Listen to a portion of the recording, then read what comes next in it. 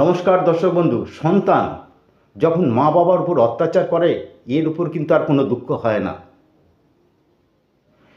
এরকম অনেক সংসার দেখা যায়, অনেক লোক আসে, তারা বলে যে সন্তান আমার, যদি কিছু না দিই তাকে, যেটা চাইবে সেইটাই তাকে দিতে হবে, যদি না দেই তাতেই তার জন্য একদম মাথায় বাজ পড়ে যায়, কি করবে না করবে সে কিছুতেই ভেবে পায় না, এবং কি তাদেরকে মারধর অত্যাচার পর্যন্ত করে।